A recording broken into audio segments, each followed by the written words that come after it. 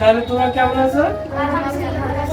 হ্যাঁ, আলহামদুলিল্লাহ আমি ভালো আছি। আজকে আমরা শিখবো, একটি ওয়ার্কশপ করবো, কর্মশালা করবো। সেটি হচ্ছে প্রেশারটা, ব্লাড প্রেশার মানে উচ্চ রক্তচাপ কিভাবে মাপতে হয়। তোমরা তো স্কুলের খুদে ডাক্তার, তাই না? খুদে ডাক্তারের এগুলো জানা উচিত, জানা দরকার। এবং এটার থেকে তোমরা পরিবারেও প্রেশার মাপার চেষ্টা করবে। বুঝতে পারছো সবাই? তো আমরা আজকে চলি, কাজ করি। এটা হচ্ছে তোমরা দেখতে পাচ্ছ এখানে দুইটা মেশিন দেখা যাচ্ছে। একটা একটা হচ্ছে স্ট্যাথোস্কোপ, এটার নাম স্ট্যাথোস্কোপ। এটা হচ্ছে আমরা সাধারণত ডাক্তারি ভাষায় বলা হয় ম্যানোমিটার। ম্যানোমিটার। তো এখানে একটা মিটার আছে, দেখতে পাচ্ছ তোমরা। এই মিটারটা সাধারণত বোঝা যায় যে প্রেশারটা কেমন আছে ওই পেশেন্টের, বোঝা যায়। তো প্রথমে আমরা হচ্ছে প্রেশার মাপতে হলে যে দুইটা জিনিস জানতে হয়, সেটি হচ্ছে একটা সিস্টোলিক আর একটা হচ্ছে ডায়াস্টোলিক। সিস্টোলিক হচ্ছে ওই পেশেন্টের উপরের প্রেশার, আর ডায়াস্টোলিক হচ্ছে নিচের প্রেশার। প্রেশার মানে রক্তচাপ, ঠিক আছে? তো এই রক্তচাপ মানুষের নিয়ন্ত্রণে থাকে সাধারণত সিস্টোলিক 120 আর হচ্ছে ডায়াস্টোলিক 80। আর অনিয়ন্ত্রিত যেটা হয় সেটি হচ্ছে 135-এর উপরে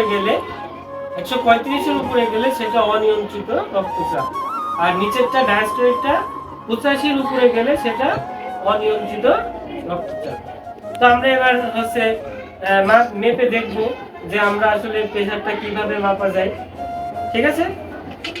তো প্রথমে এটা হচ্ছে কাপ, এটাকে কাপ বলা হয়। কাপটা সাধারণত হাতে বাঁধতে হয় এরকম।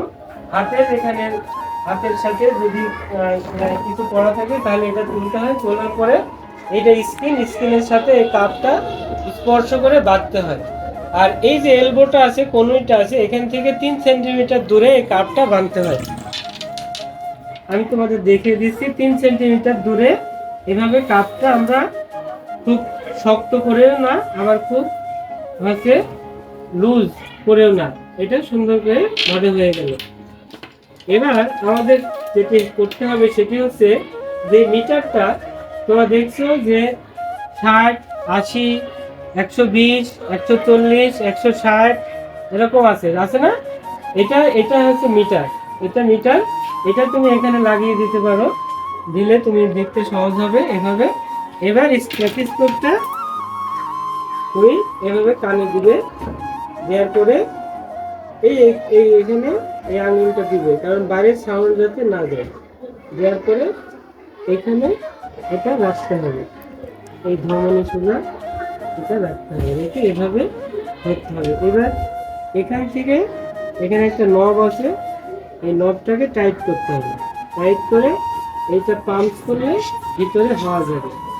হাওয়া যাওয়ার পর আমরা সাধারণত একটা নর্মালি 180 বা 200 অত দূর তোলার দরকার নেই, 160 পর্যন্ত কাঁটাটা তোলার পরে তারপরে নবটা আস্তে আস্তে একটু ছেড়ে দিতে হবে। প্রথম যেখানে টিকটিক শব্দ প্রথম যেখানে করবে সেটা হবে সিস্টোলিক প্রেশার। আর একদম শেষ স্তরে এসে যেটা শব্দ হবে সেটা হচ্ছে ডায়াস্টোলিক প্রেশার। এভাবে আমরা প্রেশারটা মাপতে পারি। আর এই মাপার মাপার যে রিডিংটা সেটা তোমরা খাতায় লিখে রাখতে পারো। তাহলে তোমরা বুঝতে পেরেছো প্রেশার কিভাবে মাপতে হয়। ওকে, এবার আমরা